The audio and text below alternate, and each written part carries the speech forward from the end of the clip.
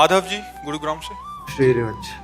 श्री हरिवंश महाराज जी, आपके चरणों में कोटि कोटि प्रणाम। महाराज जी, आप कहते हैं कि आप जादू टोना नहीं करते, पर आप तो सरेआम कर रहे हैं। जो एक बार आपको देख ले, सुन ले, दोबारा देखना यहाँ सुने बिना रह ही नहीं सकता। ये जादू ही तो है महाराज जी। ये किस प्रकार का? ये हमारे ठाकुर जी का जादू है। ले, जिनसे हम मिले भी नहीं उनका भी परिवर्तन हो रहा, जिनको हम जानते भी नहीं वो दिल से प्यार करते हैं क्योंकि दिखाई देता है ना। तो ये जादू ठाकुर जी का है। जो सही बात है बाबा। हाँ, तो मेरा नंबर आया तो मैंने सोची कि बाबा से प्रश्न करूंगा बहुत सारे, लेकिन अब तो मैं देख लियो तो कोई प्रश्न बचो ही नहीं। ये ठाकुर जी का है ने। हम अलग सी शक्ति को एहसास है वो भगवान की शक्ति, भगवान का कृपा प्रसाद। जैसे बहुत से भाई लोग आके कहते हैं आप स्वप्न में हमारे आए, आप ऐसा किए, तो हम जब तो गए होते तो हमें पता होता ना। हमारे ठाकुर जी रूप धारण करते हैं, स्वप्न में जाते हैं, उनको उपदेश करते हैं। ये सारा खेल करें करावें आप सब, और जने बड़ाई दे करते ठाकुर जी हैं, और बड़ाई दास को मिलती है। ये उनकी महानता है, ये ठाकुर जी सब करते हैं। अर्चना जी। श्री हरिवंश महाराज जी। महाराज जी दंडवत प्रणाम। महाराज जी, गृहस्थों के लिए आपके विचार उच्च कोटि के हैं। एक प्रश्न है कि क्या हमारा भी लीला में प्रवेश संभव है? संसार में अब किसी से जी रुचता नहीं है। लीला में प्रवेश के लिए हमें अधिकार चाहिए। देखो, जैसे भारतीय नागरिक हम हैं, लेकिन हम राष्ट्रपति के नजदीक पहुंचे, इसके लिए हमें आवश्यकता और योग्यता दोनों दर्शानी पड़ेगी कि हमारी आवश्यकता है कि मिलना ही है, और योग्यता हमें दर्शानी पड़ेगी, क्योंकि कारण पुष्ट होगा तो हम योग्य हो जाएंगे। कारण पुष्ट होने पर योग्यता, अधिकार अपने आप मिल जाता है। अगर कारण कमजोर हुआ तो योग्यता नहीं होगी, उसमें कारण पुष्टता होनी चाहिए। तो ऐसे ही हम भगवान की दिव्य लीला में प्रवेश पा जाए, तो इसके लिए कारण पुष्ट होना चाहिए। आपका भजन, भजन ही सब जगह पहुंचाता है। भजन न होए संग बिनु, भजन बिना नहीं प्रेम।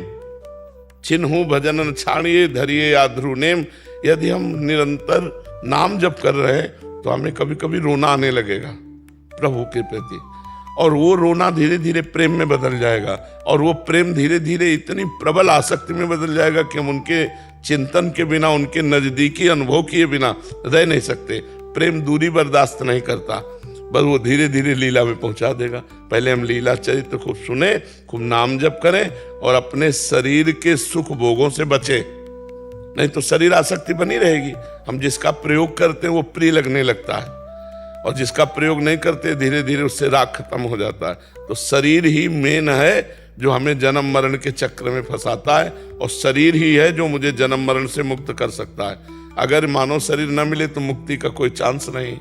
तो ये शरीर मिला है, इस शरीर के भोगों से विरत हो, खूब लीला कथा कानों से सुनो, नाम जप करो, और चिंतन परायण रहो, तो धीरे धीरे भगवान से आसक्ति हो जाए। आसक्ति ही लीला में प्रवेश करा देती है। तो ये ना सोचे कि क्या हमारा भी लीला में प्रवेश हो सकता है। लीला में प्रवेश होने के लिए ही हमें मानव देह मिला, हमें शरणागति गुरुदेव की मिली, हमें नाम मंत्र जपने का अवसर मिला। तो हम श्री जी से रोएं, श्री जी से प्रार्थना करें कि उनका भजन हमारे अंदर चले। खास बात है भजन, और जब भजन चल रहा तो कुछ दुर्लभ नहीं, कुछ दुर्लभ नहीं। रितु जी जालंधर से। राधे राधे महाराज जी। महाराज जी कह रहे हैं कि पिछले 1.5 साल से आपका एकांतिक सुन रहे हैं। एक बार यूट्यूब पे आपकी वीडियो देख ली जिसमें आप दंडवती कर रहे थे। तो महाराज जी इन्होंने बिना कुछ जाने ऐसे ही मन में एक मन्नत कर ली कि 11 दंडवती गिरिराज जी की परिक्रमा करने का अंदर संकल्प हो गया। जब पहली बार परिक्रमा करने के 1.5 किलोमीटर बाद तो तबीयत खराब हो गई, उसके बाद पैदल जैसे तैसे किया, और अभी कह रहे हैं कि अभी अगली 11 के लिए तो मतलब ऐसे उत्साह, ऐसे बच्चों वाली बातें नहीं की जाती। बच्चों वाली थोड़ी कि अब हमारी तुम दंडवती देख के थे। उस समय शरीर देखा था जिस समय दंडवती लगा रहे थे, बहुत पुरानी थी। हाँ, तो बलवान शरीर था। यहाँ की लगाई, गिरिराज जी की लगाई, बरसाने की लगाई, तो अब बलवान शरीर में सब तुम ऐसे सोचते 11 दंड। महाराज जी इसका हल थोड़ा सा बता देंगे? कह रहे कि अभी अंदर रहता है कि अपराध बन गया, अनर्थ ना। अरे कुछ अपराध नहीं, अपने घर के गिरिराज जी, उनसे कह दो हम चले ही हो रही। और क्या, अपने घर के पैदल कर लूं, या फिर मेरे को हर वक्त मन में रहता देखो कुछ अनर्थ ना हो जाए। कुछ नहीं, अरे नहीं, अब लोग बच्चे हैं उनके, जैसे हम बच्चे हैं। अब कहते कि एक मन का भोग लगाएंगे, अपने पास व्यवस्था नहीं मिली तो एक लड्डू से काम चला लेंगे। अगर आपने 11 परिक्रमा की कही है और अगर आपने 11 बार दंडवत कर लिए तो गिरिराज जी इतने में राजी हो जाएंगे। तुम्हें किसी दिन जाके 11 बार दंडवत कर आओ और गिरिराज जी से कहो देखो हैं तो बच्चे ही, हमारे बस की नहीं कि हम 11 दंडवती आपकी कर पाओ, क्षमा करना। हो गए। अरे भगवान बड़े उदार हैं, बड़े कृपालु, ऐसे थोड़ी कि अनर्थ कर देंगे। गुरुदेव भगवान, एक संशय हो रहा है मन में। आप कई बार मैंने कांतिक में सुना है कि आपका जो प्रारब्ध होता है उसको हम नष्ट नहीं कर सकते, पर जो प्रारब्ध कई बार पुत्र रूप में आ जाता है तो उसको भी नहीं सुधार सकते। इस रूप में आ जाता है पुत्र। हाँ। अगर पूर्व का कर्जा हमने लिया था वो वापस नहीं किया, वो हमें दंड देने के लिए पुत्र रूप में आया तो खूब बर्बादी करेगा, हमें जलाएगा, हमें दुख देगा। वो तो आता है कर्म का भोग भोगाने के लिए। अब ऐसे भी पुत्र आते हैं कि सोच सोच के आनंद आता है, उसके आचरण, उसके चरित्र, उसका समर्पण माता पिता। वैसे भी आते हैं कि शिकायतें और सोच सोच के हृदय जलता है तो कैसा राक्षसी स्वभाव है, कैसे बदलूं इसका स्वभाव, पर वो बदलेगा नहीं। प्रारब्ध भोग है तो माता पिता को दंड देगा, दुख प्रदान करेगा, सुनने पर चिंता शोक बढ़ेगा, ऐसा होता है। अनामिका सिंह जी, राधा वल्लभ श्री हरिवंश महाराज जी। महाराज जी, मैंने सत्संग में आश्रय के बारे में आपके श्रीमुख से सुना है। ऐसी स्थिति कैसे आएगी कि हमेशा याद रहे श्री जी के सिवा मेरा कोई नहीं है, मैं श्री जी के अलावा किसी की नहीं हूँ। जब मलिनताकरण होता है तो संसार की वस्तु, व्यक्ति, स्थान ये प्रिय लगता है, और जब निर्मल अंतःकरण होता है तो भगवान का नाम, धाम, रूप, लीला, गुण ये प्रिय लगते हैं। तो हमारा उद्देश्य होना चाहिए पहले मन का निर्मल करना। तो मन निर्मल होता है जब हमारे आचरण पवित्र होते हैं, हमारा भोजन पवित्र होता है, हमारे विचार पवित्र होते हैं। तो हमें अधिक से अधिक नाम जप करना चाहिए और भगवान के लीला चरित्र सुनने चाहिए। लीला चरित्र सुनने से, भगवान के नाम जप करने से हृदय पवित्र होता है, तब केवल भगवान का आश्रय रह जाता है। देखो विभीषण जी प्रभु से कह रहे हैं, श्रवण सुजस सुनि आयऊं प्रभु भंजन भवभीर, त्राहि त्राहि आरति हरन शरण सुखद रघुवीर। हे भगवान, मैं आपका यश कानों से सुन करके आया हूं। त्राहि माम त्राहि माम त्राहि माम शरणागत भय भंजन, मैं आपकी शरण में हूं। तो जब हम भगवान का चरित्र सुनते हैं तो मेरे भगवान का ऐसा रूप है, मेरे भगवान का ऐसा स्वभाव है, मेरी प्रियाजू का ऐसा स्वभाव है, ऐसे गुण हैं, मैं अधम हूँ पर वो बहुत प्यार करते हैं, मैं भी उनकी सेवा में पहुंच सकती हूँ, मुझे भी स्वीकार कर सकते हैं। बस जहाँ ये चिंतन चला अंदर तो सारी आसक्तियां नष्ट हो जाती हैं। अपने शरीर से प्यार, अपने शरीर संबंधियों से प्यार, अपने शरीर संबंधी भोगों से प्यार, जहाँ ये नष्ट हुआ तहाँ बसा जाता है मेरे तो गिरधर गोपाल दूसरों न कोई। जहाँ ये बात आई कि प्रभु के सिवा मेरा कोई नहीं, पर निरंतर भजन चल पड़ा और भजन में प्रेम छुपा हुआ है। जहाँ प्रेम आया बस वो सिद्ध हो गया। भारी विकलता प्रेम में, भगवान के लिए तड़पना, रोना, नाचना, गाना, हंसना, वो सब भगवान के लिए हो जाता है, वो धन्य हो जाता है। सा तरति सा लोकांतारियति। ऐसा भक्त स्वयं तर जाता है और लोकों को तार देता है। मम भक्ति युक्तो भुवनम पुनातु। ऐसी मेरी भक्ति से युक्त हुआ जो कभी गदगद कंठ से गा रहा है, कभी अश्रु प्रवाह हो रहा है, कभी नाच रहा है, कभी शांत बैठा है, कभी प्रभु की लीला गुणगान गा रहा है, कभी लीला गुणगान चरित्र सुन रहा है, कहीं भक्तों का संग कर रहा है। तो मम भक्ति युक्तो भुवनम पुनातु। ऐसा मेरा भक्त लोक के लोक को पावन कर देता है। तो समझ में आया? खूब नाम जप करो, पवित्र भोजन करो, पवित्र आचरण करो, भगवत चिंतन करो, तो भगवत आश्रय प्रकट हो जाएगा। जी। गोपाल दास जी, मध्य प्रदेश। महाराज जी, आपके चरणों में साष्टांग दंडवत प्रणाम। महाराज जी, नाम कब कहाँ छूटता है, इसका अनुभव कैसे हो? क्यों भाई, ये तो आपका बहुत अजीब प्रश्न है। कब और कहाँ कैसे छूटता है हम बताएं कि आप बताओगे? नहीं, वो छूटता है लेकिन अनुभव नहीं हो पा रहा। जब हम भोजन पा रहे हैं तो हमें पता है कि नाम चल रहा है कि नहीं चल रहा है। हम जब बात कर रहे हैं तो हमें पता है कि हमारा नाम छूटा कि नहीं छूटा। किस जगह छूटता है ये हमें पता होना चाहिए ना, हमारा नाम किस जगह छूटता है। कौन सी प्रिय वस्तु ऐसी आ जाती है, प्रिय व्यक्ति आ जाता है, प्रिय समाज ऐसा आ जाता है जो भगवान के नाम से भी बढ़कर प्रिय हो जाता है, तभी तो छूटेगा। नाम तभी छूटेगा जब नाम से बढ़कर कोई प्रिय लगने लगेगा। तो अभी सब कुछ नाम से बढ़कर प्रिय लगता है, जब सबसे बढ़कर नाम प्रिय लगेगा तब नहीं छूटेगा।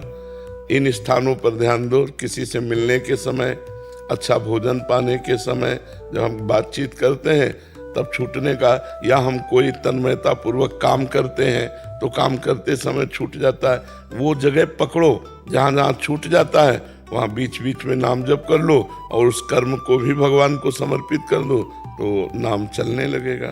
पहले लंबे समय तक ऐसा अभ्यास करो। जी। जीवन में दैन्यता कैसे आए? जब अहंकार का नाश हो जाता है। भक्तों के चरित्र पढ़ो।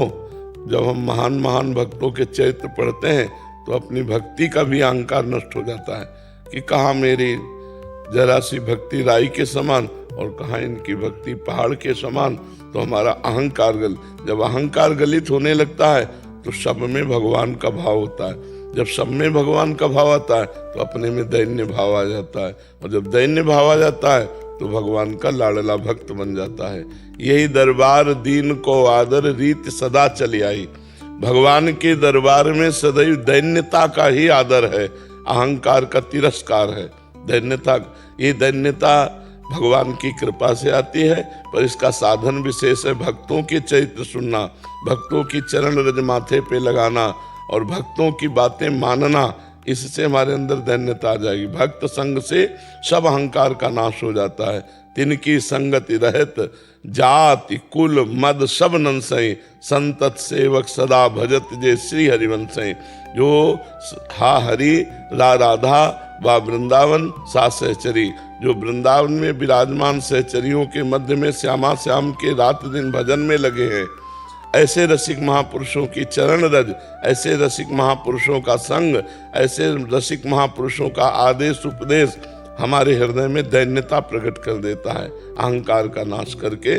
तो भक्त संग, भक्त चरित्र, भक्त चरण रज, भक्त चरणामृत, भक्त उच्छिष्टामृत, यही साधन है जिससे हमारे हृदय में दैन्यता आ जाए। मनीष त्यागी जी, गाजियाबाद से। राधे राधे। महाराज जी, आपके चरणों में कोटि कोटि प्रणाम। महाराज जी, आपके द्वारा बताए गए सत्संग में मैं रोज सुनता हूँ और उस पर चलने का प्रयास भी करता हूँ। महाराज जी, आपके बताए एक प्रकरण में श्री कृष्ण जी कहते हैं कि जो मेरा भक्त है मैं उसे विषाद नहीं होने देता, और उसी की पूर्ति हेतु उन्होंने अर्जुन जी को गीता का उपदेश देकर विषाद मुक्त किया। महाराज जी, ऐसे ही क्या श्री कृष्ण जी इस कलयुग में मुझे कितना कर्म शेष रह गया है बताएंगे? गुरु जी, इसके लिए मुझे क्या करना होगा? कर्म शेष की बात नहीं सोचनी है। जो वर्तमान में समय है उसे कृष्ण चिंतन में लगाओ। मन मना भव मद भक्तो माद्याजी माम नमस्कुरु, भगवान कह रहे हैं। उपदेश देने मात्र से विषाद नहीं गया है। भगवान कह रहे मय्येव मन आधत्स्व मयि बुद्धिम निवेश है। मेरे में मन लगा दे, मेरे में बुद्धि लगा दे तो मेरे में ही निवास करेगा, अर्थात भगवदानंद में रहेगा। केवल उपदेश सुन लेने से विषाद नहीं जाता है, साधन करना पड़ता है, भगवत चिंतन करना पड़ता है। गीता जी अर्जुन को उपदेश नहीं की, अर्जुन को निमित्त बना के हमें उपदेश किया, क्योंकि अर्जुन तो भगवान के नित्य पार्षद है, नित्य जन है, जिनकी जहाँ जूतियाँ रखी वहाँ भगवान बैठे हैं। तो अर्जुन कोई दूसरे थोड़े, वही नर नारायण का अवतार है, भगवान के अवतार है। भगवान ने अर्जुन को निमित्त बनाकर हमें उपदेश किया। जब तक अभी मान लो आप उपदेश सुन लिए, यहाँ से निकले, चिंतन नहीं किया, नाम जप नहीं किया, मनन नहीं किया, तो ये उपदेश वर्तमान में इसी समय तक आपको आनंद देगा। अगर चिंतन मनन नहीं किया तो बाहर विषाद हो ही जाएगा, क्योंकि द्वंदात्मक संसार है, कभी मान कभी अपमान, कभी लाभ कभी हानि, कभी जय कभी पराजय। तो जय में हर्षित हो जाएंगे, पराजय में शोकित हो जाएंगे, लाभ में सुखी हो जाएंगे, हानि में दुखी हो जाएंगे। तो दुखी होना, शोकित होना, यही तो विषाद को प्रकट करता है। तो हमारा चिंतन सदैव उपदेश के अनुसार बना रहे। चिंतन कैसा? भगवान का चिंतन। अनन्यस चिंतयन्तो माम, भगवान कह रहे मेरा चिंतन निरंतर कर। अगर निरंतर चिंतन करोगे तो विषाद की गुंजाइश ही नहीं है। जब हमारा चिंतन जाएगा संसार में तब हर्ष और शोक होता है, और जब चिंतन भगवान में तो आनंद और प्रसन्नता होती है। जब अखंड आनंद है, अखंड प्रसन्नता है, तो विषाद के प्रवेश करने की गुंजाइश ही नहीं। तो भगवान उपदेश कर रहे हैं, अनन्य चेता सततम यो माम ईश्वरत नित्य सा। जो मेरा अनन्य भाव से निरंतर चिंतन करता है, तो यहाँ शोक दुख विषाद की गुंजाइश ही नहीं। मैं निरंतर नाम जप करूं, भगवान का चिंतन करूं, भगवान के गुणों का, लीला का, स्वभाव का चिंतन करूं, तो विषाद की कोई गुंजाइश नहीं है। अति आनंद हृदय में जब हम भगवान के चरणों का चिंतन करते हैं, नाम का चिंतन, तो वास्तविक आनंद आता है। जब भोगों का चिंतन करते हैं तो वो सुख जैसा लगता है, पर सुख होता नहीं, वो आनंद नहीं है। सुख जैसा लगता है, जिसे हम सुख समझते हैं, ये सुख नहीं, दुख का स्वरूप है। दुख योनया भगवान ने कहा है, और हम उसे सुख समझते हैं। दुख योनया, इसी से दुख प्रकट होता है। अगर हम विषयों को ना भोगे, हम विषयों से निर्लिप्त रहें, तो दुख नाम की चीजें नहीं आएगी। दुख आती ही विषय भोगों से है, क्योंकि वो दिखाई देता है आनंद जैसा, होता नहीं है। तो आनंद है भगवान में, विषाद है संसार के चिंतन में। अगर संसार का चिंतन होगा तो विषाद होगा। नाम जब से ये सब चीजें खत्म, सब खत्म हो जाएंगे। आप विश्वास करके अधिक से जो कर्म करना है अपने रोज में, वो मुझे अपने आप पता चल जाएगी कितना कर्म मेरा पर्याप्त है उसको करने के लिए। नहीं, एक चीज ये देख, कर्म से पूर्णता नहीं होती, चिंतन से पूर्णता होती है। जैसे महाराज जी, मैं कोई भी कर्म कर रहा हूँ अपने रोजमर्रा में जी, मुझे क्या चीज बताएगी कि मुझे और कर्म नहीं करना है, इतना मेरे लिए पर्याप्त। जैसे हम इसमें कभी संतोष नहीं हो सकता, किसी को नहीं हुआ संतोष, चक्रवर्ती सम्राट को भी नहीं हुआ। इसमें अपने आप संतोष धारण करना पड़ता है, अपनी योग्यता के अनुसार। भगवान ने पर्याप्त दे दिया है, मुझे इसके लिए ज्यादा प्रयास नहीं करना चाहिए। प्रयास करना चाहिए भगवत प्राप्ति के लिए। खान पान विश्राम ये तो भगवान यथा योग्य देते रहेंगे। उचित व्यापार, उचित नौकरी कर ले, ज्यादा हाय हाय में न फंसे। जो कुछ नहीं कर पाते उनको भी भगवान देते हैं। विश्वंभर नाम है। इस समय हमारा प्रधान कर्तव्य है भगवान की प्राप्ति करना, क्योंकि आहार विहार भोग, लड़का बच्चा परिवार, ये सब योनियों में मिलता है। पशु पक्षी भी भोग करते हैं, उनके भी बच्चे होते हैं, वो भी अच्छा अच्छा भोजन पाते हैं। जैसे आप रबड़ी में आनंदित होते हैं, तो सुअर विष्ठा में आनंदित होता है। जैसे आप अपने बच्चों से, वो ऐसे अपने बच्चों से। मनुष्य देह दुर्लभ किस लिए है कि चिंतन के द्वारा भगवदानंद प्राप्त कर सकता है, वो नहीं प्राप्त कर सकते। तो उचित व्यापार, किसानी, जो भी जैसा भाव हो, वो भी भगवान को समर्पित कर दे। जो कर्म करे वो भी भगवान को, और उसका जो फल मिले उसमें समान भाव रखे। बहुत लाभ हो जाए तो फूले नहीं, नुकसान हो जाए तो भगवान को भूले नहीं, शोकित ना हो। और इसकी कभी पूर्ति किसी को हुई नहीं, इसकी पूर्णता संतोष से होती है। बस अब जैसे भगवान, यथा लाभ संतोष सदा, कहो सो कछु न चाहूंगो। जैसे भगवान चला में, जितना भगवान दे रहे हैं उसी में हम राजी हैं। और क्या करना चाहिए क्या नहीं करना चाहिए, इसके विषय में शास्त्र प्रमाणित है। तस्मात् शास्त्रम प्रमाणम थे। तो शास्त्र का स्वाध्याय करो, न कर पाओ तो सत्संग सुनो, सत्संग से पता चल जाएगा। और जब आप अंतर्मुख होकर सुनो तो आपके अंदर से भगवान उपदेश देते हैं। कोई गलत कार्य अगर आप करने लगोगे तो अंदर आ जाएगा, ये गलत है, नहीं करना, तो मत करो। जो अंदर बात आ रही वो मत करो। तो गलत और सही का निर्णय तो पवित्र बुद्धि के द्वारा होता है। अपवित्र बुद्धि उसका तिरस्कार कर देती है। जहां अंदर से आवाज आई नहीं करना, लेकिन वो लोभ प्रवृत्ति, सुख भोग की प्रवृत्ति, वो उधर ले जाती है और गलत काम हो जाता है। तभी लोग कहते हैं पता नहीं कौन भूत सा बैठा करवा दिया। तो भूत नहीं, वो वासना है, सुख लोलुपता है, लोभ है, जो आपसे पाप कर्म करा देता है। समझ पा रहे हैं आप? दीपाली जी जम्मू से। राधे राधे गुरुदेव। महाराज जी आपके चरणों में कोटि कोटि प्रणाम। महाराज जी, प्रेम भक्ति कैसे प्राप्त हो? गुरुदेव भगवान, क्यों हमें कोशिश करनी पड़ती है? हम याद रखें कि हम अकेले नहीं, श्री जी हमारे साथ हैं। क्योंकि बहुत जन्मों से हमारा अभ्यास हो गया है मन और 5 ज्ञानेंद्रियों का संसार की तरफ। मना कष्टानि इंद्रियाणि प्रकृति स्थान कर्षति, प्रकृति की तरफ, तो परमात्मा की तरफ लाने में प्रयास होगा। जैसे पानी को कहीं भी छोड़ें, वो जहां ढलान होगी नीचे की तरफ जाएगा, ऊपर नहीं चढ़ सकता। ऊपर चढ़ाने के लिए यंत्र की आवश्यकता है। ऐसे ही मन को हम कहीं छोड़े, वो नीच गति को जाएगा। ऊपर चढ़ाने के लिए मंत्र की आवश्यकता है, और मंत्र निरंतर, नाम निरंतर, तब हमारा बहुत काल से जो विषयों में, शरीर में, भोगों में, व्यक्तियों में जाने वाला मन है, वो प्रभु में चला जाएगा। और जब प्रभु में पहुंच जाएगा तब ये ठसक आएगी कि हमारी श्री जी, हम श्री जी के। अभी तो देखो हमारे बहुत सी कामनाएं हैं, बहुत से भोग हैं, इसीलिए हम ये नहीं कह पाते कि हृदय से कि हम श्री जी के, श्री जी हमारी, हम श्यामा श्याम के, श्यामा श्याम हमारे। तो आप क्या करें, अब साधना करें। बिना साधना के ये बात नहीं बनेगी। तो नवधा भक्ति के द्वारा प्रेम भक्ति की प्राप्ति होती है। भागवत में नवधा भक्ति का वर्णन है। श्रवणम, कीर्तनम, विष्णु स्मरणम, पाद सेवनम, अर्चनम, वंदनम, दास्यम, सख्य, आत्मनिवेदनम।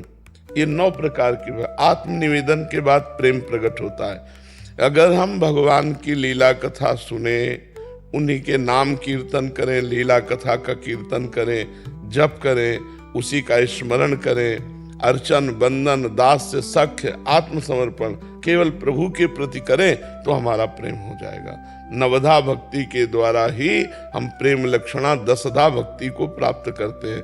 और जब प्रेम प्राप्त हो जाता है तो फिर प्रयास नहीं करना पड़ता। फिर जैसे विषयी पुरुष स्वयं विषय का चिंतन स्वाभाविक करता है, ऐसे ही होने लगता है प्रिया प्रीतम का चिंतन। और प्रिया प्रीतम का चिंतन होने लगता है तो उसकी दशा बदल जाती है।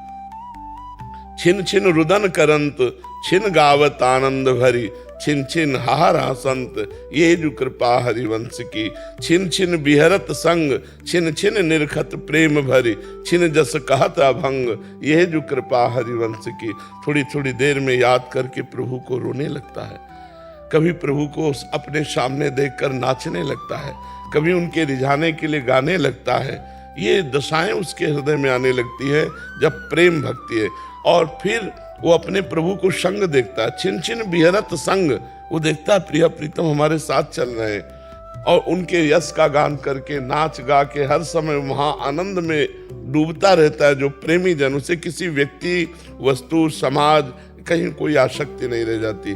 पर इसके लिए लंबे समय तक साधना करनी पड़ती है।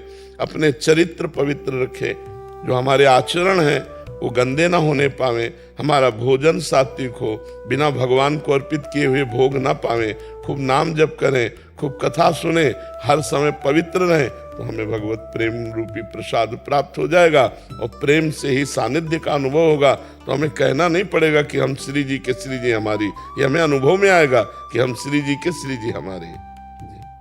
शांत शर्मा जी ऑस्ट्रेलिया से। राधा वल्लभ गुरुदेव। महाराज जी आपके चरणों में कोटि कोटि प्रणाम। गुरुदेव भगवान, मैं पहले शिव जी महाकाल जी का भक्त था, परंतु लगभग 2 साल पहले यूट्यूब के माध्यम से आपसे जुड़ा और जिंदगी में पहली बार लगा कि आप ही मेरे गुरुदेव हैं। मैं यही सोचता था कि शिव जी ही मेरे गुरु हैं, परंतु आपने कहा कि बस राधा राधा नाम से सब हो जाएगा। तब से मैंने राधा नाम जपना शुरू किया, परंतु अब बहुत असमंजस में हूँ कि शिव जी या राधा जी को लेकर बहुत व्याकुल हूँ कि ना मैं शिव जी का हो पा रहा हूँ, ना मैं राधा जी का हो पा रहा हूँ। तो शिव जी ही तो राधा नाम के दाता है, उन्होंने तो राधा नाम दिया है। हम शिव पार्षद ही हैं, विश्वनाथ जी के शरणागत रहे, विश्वनाथ जी की आराधना हुई।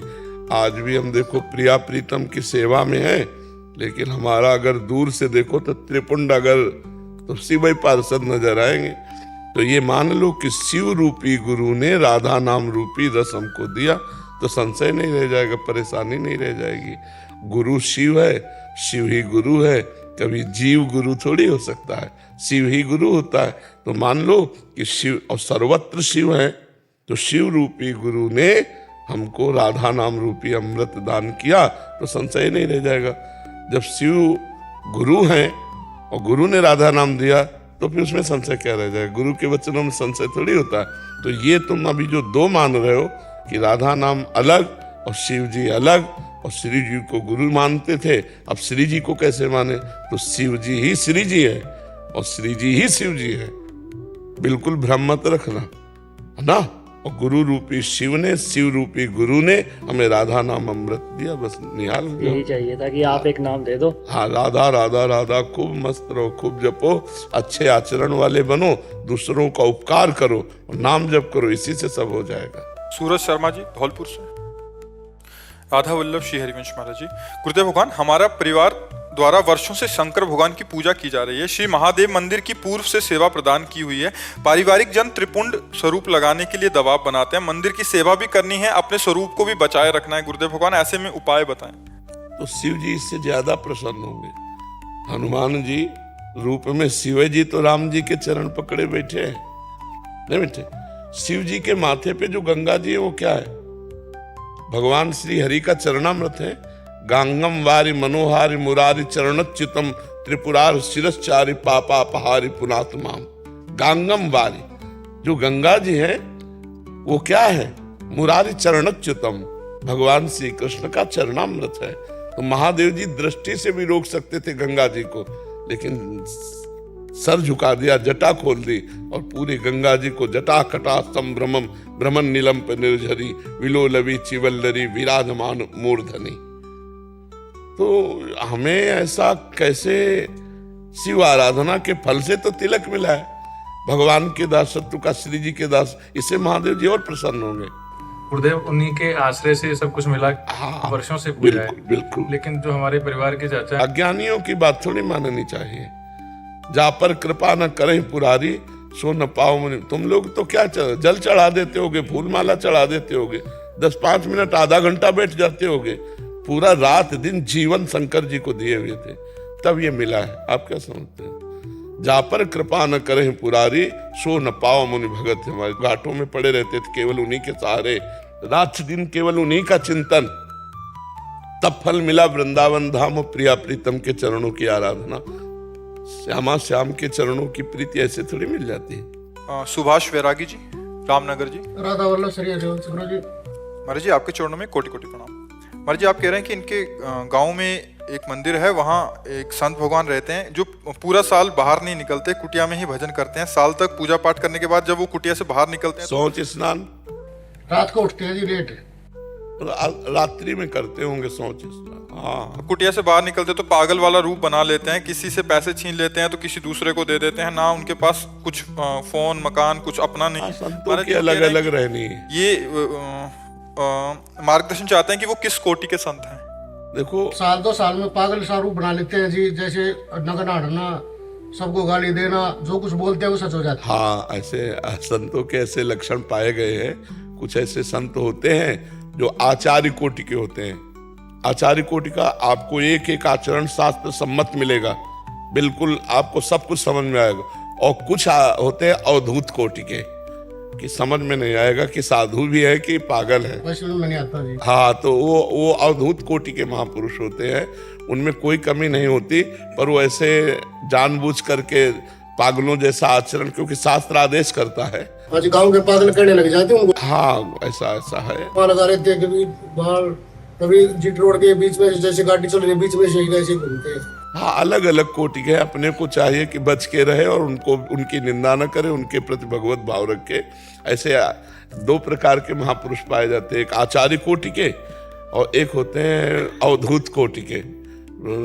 शौच कर लिया, नहाया नहीं, ऐसे अपवित्रता भी दिखाना हो, ऐसा, लेकिन होते हैं भगवत प्राप्त होते हैं, वो भगवान के भजन में निमग्न होते हैं। उनका अपमान करने से बहुत बड़ी हानि हो जाएगी, इसलिए जैसा बर्ताव करे करने दे और अपने प्रणाम करें। अपने को आज्ञा हो तो सेवा कर दे, नहीं तो दूरी बना के रखे, क्योंकि अगर उनके प्रति जरा भी अवहेलना हुई तो तपस्या से पूर्ण होते हैं, फिर पतन हो जाता है। ऐसे हुआ गुरु जी एक 2 बार। हाँ, अगर कोई उनको पागल समझकर मारपीट दे तो उसका फिर पतन हो जाएगा। बुरा हाल हुआ जी। हाँ, बुरा हाल। एक ने गाँव में कर दिया था जी। हाँ, बुरा हाल हो जाएगा कि हाँ, इसीलिए कह रहे हैं उनसे बच के रहे, ऐसे अवधूत।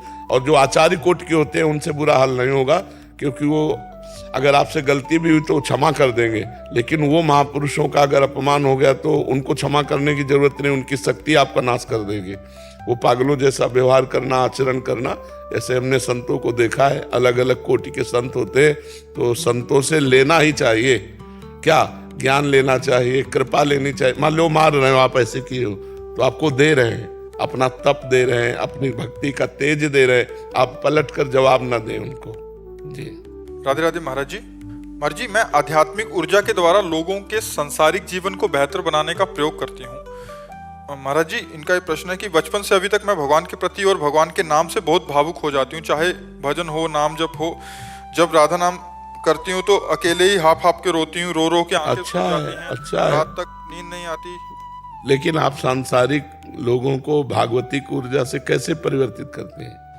धातु के द्वारा ध्यान लगा के, सातों चक्र के बारे में सिखा के, बता के। तो आपके चक्रों का भेदन हो गया? हम कोशिश में हैं, साधना की है बहुत साल, पर जब भी नाम हमें ये बताओ, अगर हमारे पास रुपया नहीं तो हम किसी को दे सकते हैं क्या?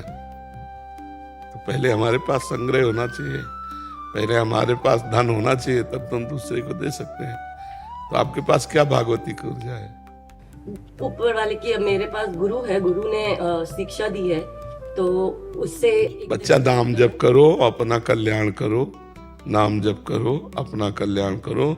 जब अपना कल्याण हो जाता है तो किसी का कल्याण बचता नहीं, क्योंकि सब भगवान है। सिय राम में सब जग जानी, करो प्रणाम जोरी जुग पानी। अभी कुछ नहीं मिला। जब लोग दिखाई दे रहे हैं तो हमारे पास वो क्षमता नहीं कि दूसरे का परिवर्तन कर दें, और जब हमारे पास क्षमता आती है तो लोग नहीं दिखाई देते, केवल भगवान दिखाई देता है।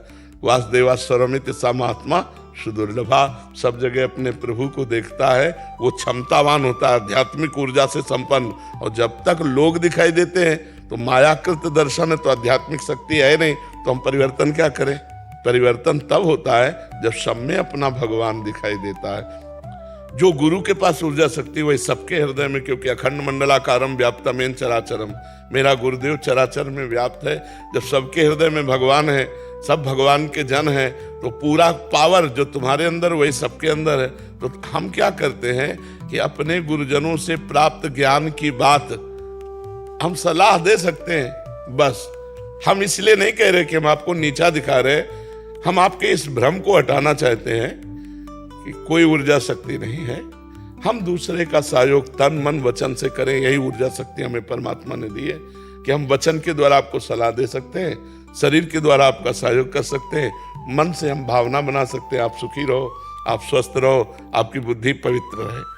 मैं जैसे रज लगा के जाता हूँ ऑफिस, जैसे मैंने आपके बताए हुए, तो मेरे को ना काफी रज लगाने के बाद अपने आप को बहुत अच्छा लगता है। मैं ब्रह्म मुहूर्त में उठ के पूजा करता हूँ, ध्यान करता हूँ। तो अब जैसे मैं ऑफिस जाता हूँ तो मुझे ये जानना है कि अब वहाँ पर आपने जैसे बताया कि हम अपने भाव को हमें अंदर ही रखना है। तो जैसे बोलते हैं कि अरे तुम तो ये लगाया, तुम तो ठीक है, तो मैं उसको छुपाऊं, मैं हटा सकता हूँ उसको, या फिर मुझे छुपाना है? जैसे अब मैं वहां जा रहा हूँ ऑफिस में, तो वहां 4 लोग पूछ रहे हैं कि अच्छा ये तो मतलब तुम तो बहुत पूजा पाठी वाले हो गए हो, तो जैसे मेरे को अपने अंदर को छुपाना है, उसको मुझे नहीं प्रकट कर। वैसे इसमें क्या बुरी बात है? नहीं, मेरे लिए कोई बुरी बात नहीं। देखो, आप देखो, बड़े बड़े ऑफिसर ऐसे हैं जो तिलक लगा के जाते हैं, और यही तो आपको कहेंगे कि बड़े भगत बनते हो, मतलब भगवान से जोड़ेंगे। बुराई तो नहीं की। क्या वो लोग शराब पीना छुपाते हैं? क्या वो गंदी बातें छुपाते हैं? उसे गर्व से पीते हैं? नहीं पीते हैं, और उसे वो सबके बीच में पीते हैं। तो आप भगवान का नाम और भगवान की भक्ति क्यों छुपाएं?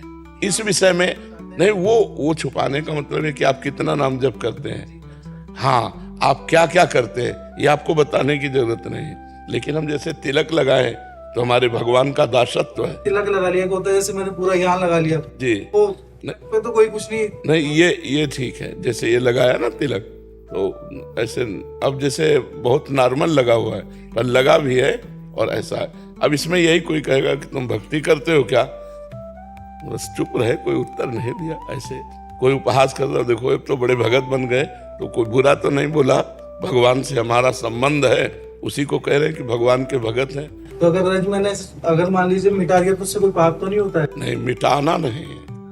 लग गया तो गर्दन कटवा सकते, मिटा नहीं सकते। बस यही मुझे जानना। सम्राट अकबर ने यही आदेश किया था, तो मधुकर शाह जी ने ऊपर का कपड़ा भी हटा करके 12 तिलक लगा के गए थे, और जब कहा मेरा फरमान नहीं सुना तो तलवार खींच ली और कहा यह अनंत मुल्कों के बादशाह का दासत्व है, तू एक मुल्क का बादशाह है, अगर इसके मिटाने की ताकत रखता है तो पहले तो उनका वाह भाई वाह वाह, अच्छे तिलकैत तो आप ही निकले जो अपनी निष्ठा में नहीं तो और सब मिटार के गए थे। तो ये हमारे ईश्वर का दासत्व है, इसे ना कोई और मिटार सकता और ना हम मिटार सकते हैं। हाँ, यदि तुमको भय है नहीं मेरे को कोई भय नहीं। तो फिर क्या परेशानी है भाई? चोरी हो, सरकारी अपराध हो या कोई हिंसा हो तो बताओ, इससे किसी को होती है? मेरे को तो बहुत गर्व महसूस होता है। हाँ, गर्व का विषय है। बाबा जैसे आप बोल रहे चिंतन करो, तो अब मेरे बोर्ड के एग्जाम हैं, अब मैं बोर्ड के एग्जाम दे रहा हूँ। हाँ, अब तो पूरा अगर चैप्टर सुने होगे तो तुम बीच में नहीं बोल सकते। आज का नहीं, अब आज का भी चैप्टर कि जो आप कार्य कर रहे हैं उस कार्य के बीच में जब समय मिले तब नाम स्मरण कर लो और उस कार्य को भगवान की पूजा समझ के समर्पित कर दो। यही ना हो पा रहा बाबा, मैं पढ़ने बैठूं एक तो ठाकुर जी आए छवेदारी के, तू ना कर रहो चिंतन ना कर रहो। अब मैं इतना परेशान है गो, मैं पढ़ ना पा रहा हूँ। ना बच्चा, अगर ऐसी बात होती तो भगवान अनंत शक्ति संपन्न होते हैं। जब उनका चिंतन होता है तो एक साथ कई कार्य कर सकता है। करतुम अन्यथा करतुम भगवान है ना। दिमाग नहीं खराब होगा, दिमाग आनंद में डूब जाएगा। अभी आप निगेटिव बात बोल रहे हैं, पॉजिटिव अभी आप ठाकुर जी के प्रति भाव नहीं आया। बाबा कैसे करूं, क्या करूं बताएं? हम जो कह रहे हैं वैसा करो। जब हम पढ़ाई पढ़ रहे हैं तो हम उसी को भगवान की पूजा मान रहे हैं, क्योंकि एकाग्रता के बिना हमारी पढ़ाई पूर्ण नहीं होगी। हम कोई भी कार्य करें उसमें एकाग्रता की आवश्यकता होती है, और जब एकाग्रता होगी तो दो कार्य नहीं हो सकते कि हम नाम जप भी करें और पढ़ाई भी करें, ऐसा नहीं हो सकता। जब हम पढ़ाई शुरू की तो भगवान को प्रणाम करके अपने स्वाध्याय किए, और स्वाध्याय करके जब बंद किया तब भगवान को प्रणाम किया। खाली समय में नाम जप कर रहे हैं और पढ़ाई के समय में पढ़ाई को ही भगवान का नाम जप मान रहे हैं, भगवान की पूजा मान रहे हैं। तो ये विद्या आपको आगे बढ़ाती चली जाएगी और ये भक्ति आपको पूर्णता में पहुंचा देगी। जब ठाकुर जी आ जाएंगे ना तो होश उड़ जाएंगे। अभी होश है, जब होश उड़ जाए तो उसे ठाकुर जी को मानो कि ठाकुर जी आए हैं, है नहीं। अभी बातें करना अलग बात है, जब वो आएंगे तो पी मूरत नैनन वसै ते रस रहाय समाए, वो नेत्र में बस जाते हैं। ना काहू सो बोली वो ना कोई व्यवहार, अपनी कुंवर किशोरी को जियत निहार निहार, प्यारे जू को देखता जा रहा है, पढ़ाई पढ़ता जा रहा है। अगर ऐसा हो कि भक्ति करने वाला अन्य कार्य कोई कर नहीं सकता तो चक्रवर्ती सम्राट अम्बरीश जी के सामने महान तपस्वी दुर्वासा जी परास्त हो गए। उनकी भक्ति सर्वश्रेष्ठ हुई और वो चक्रवर्ती सम्राट पद, अपने घर का पूरा भार तो ढोना मुश्किल होता है, पूरे सम्राट पद मतलब हजारों राजाओं के ऊपर बैठा हुआ जो होता है वो बादशाह होता है, वो सम्राट होता है। अम्बरीश जी बादशाह थे, सम्राट पद में थे और भगवान के अनन्य भक्त थे। वो ऐसे भक्त थे कि सुदर्शन चक्र उनकी रक्षा में रहता था। तो हम लोग लिखा राधा, फिर लिखा राधा, कोई चैप्टर पढ़ रहे फिर राधा, बड़ा आनंद आएगा। आप देखना, दिमाग थोड़ी खराब होगा। दिमाग खराब होता भोगों का चिंतन करने से, दिमाग खराब होता दूसरे का धन छीनने का चिंतन करने से, दूसरे की हानि सोचने से दिमाग खराब होता है। भगवान का चिंतन करने से दिमाग अच्छा होता है, नहीं? हाँ, अच्छे से चलो। महाराज जी 15 महीने से नाम जप कर रहा हूँ, बस आपका आज्ञा लेना था। आप खूब जप करो। अरे बड़े सब मेरा बुरा आदत छूट गया। हाँ, बहुत अच्छे आदमी हो, बढ़िया है, खूब नाम जप। तो महाराज जी वहाँ जम्मू कश्मीर में ड्यूटी करता हूँ तो वहाँ इतना माइनस में हो जाता है, नहा नहीं पाते हैं रोज जी से। जरूरी नहीं है नहाने के, इसीलिए नाम जप करो। टीका लगा लेता हूँ, रज लगा लेता हूँ थोड़ा सा, और चरणारविंद पी लेता हूँ। बहुत बढ़िया है। बहुत घर के लोग भी राधा नाम। तुम भारतीय सैनिक को तुम्हारा प्रधान कर्तव्य है राष्ट्र आपका की दर्शन करके जाते, आप बहुत सम्मान करते हैं हम लोग का। हाँ। और आप बहुत सम्मान करते हैं। सुरभि पंचोली जी ऑस्ट्रेलिया से। जय श्री हरिवंश महाराज जी। महाराज जी, पूज्य श्री भाई जी की अतुल संपत्ति है सब में भगवान को देखना, भगवत कृपा पर अटूट विश्वास, भगवत नाम का अनंत आश्रय। महाराज जी, मेरा प्रश्न है कि सब में भगवान कैसे देखें संसार में रहते हुए, जब किसी को सत्कार्य और परहित करते देखते। देखो, कोई सवाल जब हल नहीं होता था, जब हम विद्यार्थी थे तो मानी संख्या से शुरू कर दिया जाता था। मानी संख्या 1 तो सवाल हल हो जाता था। मानी संख्या गुरुदेव भगवान, यहाँ से सवाल हल होगा। मानी संख्या आपने गुरु का वर्ण किया तो गुरुदेव भगवान को परब्रह्म परमात्मा मानो। गुरु ब्रह्मा गुरु विष्णु गुरुदेव महेश्वरा, गुरु साक्षात परब्रह्म तस्मै श्री गुरुवे नमः। और वो परब्रह्म परमात्मा जो हमको आदेश किए हैं कि ये नाम जप करो, ये मंत्र जप करो, हम उसका जप करें, हम वैसे चलें जैसे वो हमको आचरण बताएं, पवित्र आचरण। तो हमारे अंदर पहले खुद भगवान दिखाई दे, तब हम दूसरे में भगवान देख सकते हैं। जब हम अपने हृदय में भगवान नहीं देखेंगे तो दूसरे हृदय में हमें भगवान नहीं दिखाई देंगे। अपने हृदय में काम है तो सारा जगत काम ही नजर आएगा, अपने हृदय में राम है तो सारा जगत राम नजर आएगा। देखो गोस्वामी जी कह रहे हैं, जड़ चेतन जग जीव जत सकल राम मैं जानी, बंदों सबके पद कमल सदा जोरी जुगपान। बोले जड़ चेतन जितना है सब भगवान श्री राम है, इसलिए मैं जड़ चेतन को हाथ जोड़ करके प्रणाम करता हूँ। क्यों? क्योंकि उनके हृदय में श्री राम है, गोपी जनों के हृदय में श्याम है। जो जित देखूं तित श्याममयी है, वो जिधर दृष्टि डालते हैं लाडले ललित त्रिभंगी लालजू महाराज सर्वत्र दिखाई देते हैं। जो ज्ञानी पुरुष है उसको जब ब्रह्मानुभूति होती है तो जा चारों तरफ जब दृष्टि डालता है तो सर्वम खलमिदम ब्रह्म ने नानास्ति किंचन, ब्रह्म के सिवा कोई किंचन मात्र भी नहीं है। ईशावास्यमिदं सर्वम यत् किंचे जगत्याम जगत, ईश्वर के सिवा एक कण भी जगत में ऐसा नहीं है जहाँ ईश्वर ना हो। तो सर्वत्र भगवान है, पर हमने अभी तक जो नानात्व देखा, स्त्री पुरुष जड़ चैतन्य अच्छा बुरा, वही हमारे अंदर संस्कार भरे हुए हैं, वही हमें दिखाई दे रहा है। अगर हम अंदर से भागवतिक दृष्टि प्राप्त कर लें तो हमें सर्वत्र भगवान दिखाई देने लगे। तो एक जगह मानी संख्या गुरुदेव भगवान, अब वहां संशय न करे। वो हमसे बोले राम जपो तो राम जपो, कृष्ण जपो तो कृष्ण जपो। जैसे आपका स्त्री शरीर है तो हो सकता है कि जहां अपने गुरुदेव भगवान माने हैं, सब ब्रह्म प्राप्त तो नहीं होते। हमारी मानी संख्या गुरुदेव ब्रह्म। जैसे हम पाषाण में भगवान को मानते हैं, काष्ठ में भगवान को मानते हैं, चित्र में भगवान को मानते हैं, तो हम किसी चैतन्य में चलते फिरते में, संत भाव में, भगवत भाव में, ब्रह्म भाव में हम उनको अपना गुरुदेव मान लेते हैं। पर शब्द महाराज जी के कारण लगाया। महाराज जी ने अभी निवेदन किया, जिनको भगवत प्राप्ति नहीं हुई है, अगर हम ऐसे संतों को गुरुदेव भगवान के रूप में मानते हैं तो हमें दूरी बनाना पड़ेगा। क्योंकि जो भगवत प्राप्त हैं वो भगवान के सिवा कुछ नहीं देखते, वो भगवान में ही रमण करते हैं, भगवान में ही संतुष्ट रहते हैं। और जो भगवान से तृप्त रहते हैं, नहीं स्वात्मा रामम विषय मृग तृष्णाम भ्रमयति, वो आत्माराम पुरुष कभी विषय मृग तृष्णा में भ्रमित नहीं हो सकते। लेकिन जो वहां तक नहीं पहुंचा है और शिष्य बनाने लगा है और शिष्य अपने लोग बन गए हैं, और हमें ऐसा नजर आता है कि जो होना चाहिए वो हमें आचरणों में नहीं दिखाई दे रहा, तो हम ब्रह्म भाव करके उनसे दूरी बना करके और उनके द्वारा दिए हुए नाम और गुरु मंत्र का जप करें तो हमारे हृदय में धीरे धीरे पवित्र भाव आएंगे, हम सर्वत्र भगवान देख पाएंगे। और यदि हम उनसे ज्यादा लगाव कर बैठे और उनके आचरणों में दोष दर्शन, उनके आचरणों में दोष क्रिया, तो जहां मानी संख्या थी वहीं हमारा भाव बिगड़ गया, तो अब हमारा कहीं भगवत भाव नहीं बन पाएगा। तो हमें चाहिए कि जहां भाव बिगड़ रहा हो वहां से हट जाना चाहिए, दूरी बना लेनी चाहिए।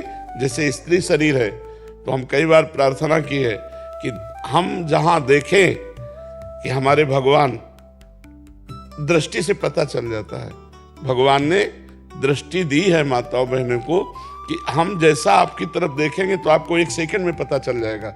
इतना तो पता चल ही जाता, नहीं चला जाता। अगर हम आपकी तरफ देख रहे हैं तो प्यार का भाव, क्रोध का भाव, दोष का भाव वो दर्शन में आता है।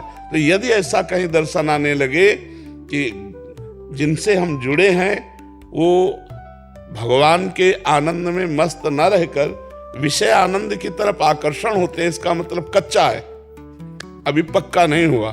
तो कच्चे से हम अपने आप को दूरी बना लें, कभी उन पर अश्रद्धा न करें, पर दूरी बनाकर हम भजन करें। उनसे दूरी बनाने से दोष दर्शन नहीं होगा, दूरी बनाने से वैष्णव अपराध नहीं लगेगा। तो ये हम सबको ध्यान रखना है कि गुरु बनाया जाता है सिर्फ भगवान की प्राप्ति के लिए, ना कि वो कोई सांसारिक संबंध होता है। गुरु का कर्तव्य है शिष्य को उत्तम शास्त्रीय विधान के अनुसार आदेश करे और शिष्य का कर्तव्य है प्राणपण से अपने गुरुदेव का आदेश पालन करे। पर यदि कहीं गुरुदेव शिष्य को शास्त्र विरुद्ध आचरण के लिए आदेश करे तो कदापि नहीं मानना चाहिए। जैसे शुक्राचार्य जी ने भगवान को ना देने का आदेश किया, ये संकल्प मत कर देना 3 पग, ये वामन नहीं, ये साक्षात भगवान श्री हरि हैं। ये अभी छोटे रूप में दिखाई दे रहे हैं, अभी अपना रूप विशाल कर लेंगे तो 3 पग भूमि नहीं दे पाओगे। बलि जी ने अपने गुरुदेव की बात नहीं मानी। यदि गुरुदेव हमें भगवत विमुख करने की बात करते हैं, शास्त्र विरुद्ध बात करते हैं, तो हमें गुरुदेव की बात नहीं माननी। इससे गुरुदेव प्रसन्न होंगे। कौन गुरुदेव? जो सबके गुरुदेव हैं। अब गुरु जी से पूछो तो कहेंगे उनके गुरुदेव, उनसे पूछो तो कहेंगे उनके गुरुदेव। तो जब आखिरी गुरुदेव शब्द आता है तो कौन होता है? वो भगवान होते हैं।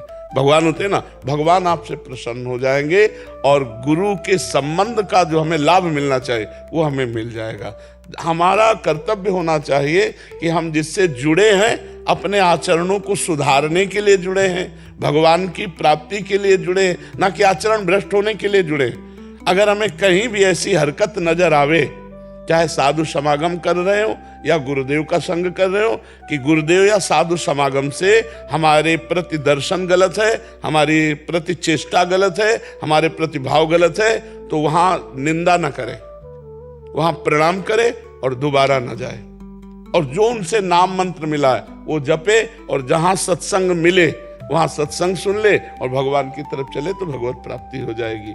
एक जगह हमारा भगवत भाव हो जाए तो वही धीरे धीरे विस्तार को प्राप्त हो जाता है। और सर्वत्र भगवत बुद्धि, सर्वत्र भगवत बुद्धि, भगवान पे दृढ़ विश्वास, निरंतर नाम जप, इससे बड़ा क्या हो सकता है? इससे बड़ा क्या हो सकता है? जो हर समय भगवान की कृपा का अनुभव करता रहता है कि मेरे ऊपर भगवान की बड़ी कृपा है, और नाम जप करता रहता है शरीर से, मन से, वाणी से भगवान की शरण में, उसे भगवत प्राप्ति ऐसे हो जाती है जैसे बाप की प्रॉपर्टी पर पुत्र का अधिकार हो जाता है, जैसे पिता की संपत्ति पर स्वयं अधिकार पुत्र का हो जाता है। ऐसे वो परम पद का अधिकारी हो जाता है जो हर समय भगवान की कृपा का अनुभव करता है, नाम जप करता है, शरीर मन वाणी से शरणागत, दुख सुख को समान भाव से सह लेता है। वो परम पद का अधिकारी ऐसे हो जाता है जैसे पिता की संपत्ति पर पुत्र का अधिकार हो जाता है। खूब नाम जप करो और अपने हृदय में भी भगवान को देखो, तब सर्वत्र भगवान। जब यहाँ भगवान भय प्रगट कृपाला तो सर्वत्र भगवान दिखाई देंगे। हमारी जैसी दृष्टि वैसी हमें सृष्टि दिखाई देती है। जाकी रही भावना जैसी, प्रभु मूर्ति देखी तिन तैसी, ये सब प्रभु ही हैं। जी, अनैतिक और छल कपट भरे बर्ताव जो करता है उसमें बड़ा दुर्गम हो जाता है, मतलब भगवत भाव करना, क्रोध आ जाता है। दूरी बना के हम कर सकते हैं, नजदीकी नहीं भाव रखेंगे, हम दूरी बना के कर सकते हैं। कि जैसे हम फिल्म देखते हैं और हमको खलनायक का अभिनय करने वाले से परिचय हो, केवल जो फिल्म में खलनायक है रोल उसका दुष्ट है और हमारा उसका परिचय हो रोल से अलग का, तो जब कोई तुमसे कहेगा बड़ा दुष्ट है तो कहोगे बहुत अच्छा आदमी मैं जानता हूं, केवल ये नाटक कर रहा है दुष्टता का, वस्तुतः बहुत निर्मल आदमी है। ऐसे ही यदि तुम इस जगन नाटक वैभवा में जो गोविंद नाटक कर रहे हैं उनको, उनका परिचय जान लो इस नाटक के परे स्वरूप का, तो आपको लगेगा ये जगत में वो नाटक कर रहा है, कहीं तमोगुणी, कहीं रजोगुणी, कहीं सतोगुणी, लेकिन वो तो त्रिगुणातीत परमात्मा है। तब इसमें बात आएगा कि छल कपट और नाना प्रकार के दोष करने वाले पर भी हम भगवत बुद्धि कर सके, क्योंकि हम रोल नहीं देख रहे, हम क्रिया नहीं देख रहे, हम कारण तत्व को देख रहे। सबका कारण परमात्मा है, सब में आत्म स्वरूप से परमात्मा विराजमान है। ये त्रिगुणमयी माया का ऊपर से पर्दा है, तो कहीं निंदा, कहीं आलस्य प्रमाद, कहीं हिंसा, कहीं चोरी, कहीं बेविचार, तो कहीं भजन, ये तीनों गुणों का प्रभाव चल रहा है। लेकिन वो परमात्मा निर्लेप सबके हृदय में विराजमान है। हम उस परमात्मा को देखते हैं, उसकी क्रिया को नहीं। जैसे फ्रिज, एसी, पंखा, हाइलोजन, हीटर, सबका अलग प्रभाव है। हीटर गर्मी पैदा करता है, हाइलोजन प्रकाश पैदा कर रहा है, पंखा सिर्फ हवा दे रहा है, एसी ठंडा करके दे रही, फ्रिज पानी ठंडा कर देती, खाद्य पदार्थ ठंडा कर देती। अगर वो कारण तत्व को नहीं जानता तो ये नहीं मानेगा कि एक ही तत्व इनमें बैठा हुआ है। अगर कारण तत्व को जानता है तो जानता है करण के कारण क्रिया अलग अलग, लेकिन बिजली सब में एक है ना? बिजली सब में एक है ना? हीटर में भी, फ्रिज में भी, एसी में भी, हाइड्रोजन में भी प्रकाश दे रही है, यहां हवा दे रही है। तो बोले अगर बिजली होती तो प्रकाश देती ना? नहीं, करण के कारण उसकी क्रिया बदल गई। कारण तत्व जो है बिजली एक ही है। ऐसे ही तमोगुणी स्वभाव है, अब वो राक्षसी कार्य करेगा, राक्षसी क्रिया, तमोगुणी स्वभाव करण और कारण परमात्मा। तो जो ज्ञानी जन होते हैं वो कारण देखते हैं, क्रिया और करण नहीं देखते। करण जो स्वभाव है, कारण शरीर, स्थूल सूक्ष्म कारण, उसी से प्रेरित होकर क्रियाएं होती है। सूक्ष्म शरीर संकल्प करता है, स्थूल शरीर क्रियाएं होती है। तो कारण तत्व उस करण का भी वो परमात्मा ही है। जब सत्य वस्तु का बोध हो जाएगा तो बाहरी नाटक का कोई प्रभाव नहीं पड़ता। जब हम जानते हैं कि मेरा प्रीतम सब में है, तो ये छल कपट द्वंद्व पाखंड हमारी आंखों के सामने पर्दा नहीं डाल सकता। जब प्रभु से अपनापन हो जाए, सर्वत्र प्रभु का भाव दृढ़ हो जाए, कारण तत्व का ज्ञान हो जाए, तब भगवान सर्वत्र दिखाई देंगे, ऐसे थोड़ी दिखाई देंगे। देखो, एक पत्नी किसी ऑफिसर की, उसका पति लेट आया, उन्होंने कहा हम आपसे रोज निवेदन करते हैं, आप इतना विलंब क्यों आए? तो देखो रोज टोका मत करो। तुम कहा क्यों, आप इतना विलंब क्यों आए? उसने पिस्तौल निकाली, गोली भरी, पत्नी की कंपटी में लगा, चलो हो यार तुम ये नाटक दूसरों को धमकाया करो मुझे। बोले क्यों, गोली असली है, पिस्तौल असली है? बोले मुझे पता है तुम मेरे प्रीतम हो, तुम मुझे मार नहीं सकते हो। उसको पता है कि मेरे प्रीतम हो। जैसे नरसिंह भगवान रूप में आए, सब डर गए, लेकिन प्रहलाद जी को पता है मेरे प्रीतम आए, उनको डर नहीं लगा। तो छल कपट हिंसा जितने आचरण हो रहे हैं, ये त्रिगुण माया के द्वारा भ्रमात्मक हो रहे हैं। जैसे स्वप्न में नाना प्रकार के आचरण हो रहे हैं, पर वो असत है। ऐसे उमा कहूं मैं अनुभव अपना, सत हरि भजन जगत सब सपना। इस स्वाप्निक जगत में उस सत्य परमात्मा को देखने वाला ही सच्चा ज्ञानी है। अगर इतना हो गया तो जीवन मुक्त महापुरुष हो गया। अभी अभ्यास करो, नाम जप करो, धीरे धीरे आगे बढ़ जाओगे। निवेदन हो थोड़ा सा, दुकान मतलब घर तो गोपेश्वर पे ही है हमारा, बिहारी जी पे दुकान भी है। तो लोग बाग जो हरी तुलसी की माला पहन के हमें, बिहारी जी तो ऐसे लूटे जैसे, वैसे ऐसे लेना चाहिए, लूट लें ठीक है। और लोग बाग, कुछ लोगों को अनुभज्ञता में, आप जब आते बोलोगे तो ज्यादा प्रभाव, हाँ, गले में पहन ले। नहीं, बिहारी जी के चरणों की चढ़ी हुई तुलसी को किसी वस्त्र में लेना चाहिए, जिससे उस तुलसी का एक भी पत्ता यदि नीचे गिरा और किसी के भी पैर के नीचे पड़ा तो तुम्हारे पुण्य नष्ट हो जाएंगे और उसके भी नष्ट हो जाएंगे, क्योंकि लेने वाले आप हो। भगवत प्रसादी हमारे माथे पे होनी चाहिए कि चरणों के नीचे होनी चाहिए। अगर हम तुलसी की माला डाली तो उसकी पंखुड़ियां जरूर तुलसी पत्र नीचे गिरेगा। और हाथ में बांध के चले, नहीं ऐसा नहीं, लटका के चले, बड़ों का हम समझावे तो कि अरे तुलसी तो गले में पहनते हैं, तो भाई उन्हें तुलसी चरणों के नीचे तो नहीं डालते, लेकिन अगर तुलसी को गले में माला के तरह डाला और उनके जो पत्र हैं वो चरणों में गिरे तो तुम्हारे भी पुण्य नष्ट हो जाएंगे और जिसके चरणों में लगेगा उसके भी पुण्य नष्ट हो जाएंगे। हाथ में बांध ली। नहीं, ऐसा नहीं करना चाहिए। महाराज जी तो हमें जवाब ये दे में कह रहे तुलसी कंठी तो पहनते हैं, मैं उनसे कहूंगा आम के फल खाए जाए, ना कि आम की लकड़ियां खाई जाए। हम लोग कास्ट पहनते हैं तुलसी का, सूखी तुलसी का, कास्ट की लकड़ी का वो पहनते हैं। हरे पत्ते तो शालिग्राम जी के शीश पे चढ़ते हैं और आप उन्हें गले में लपेट रहे हो, फिर लेके डोल रहे हो। आप, मैं समझाऊं महाराज जी, 10 लोगों ने समझाओ, 10 लोग समझेंगे, कहोगे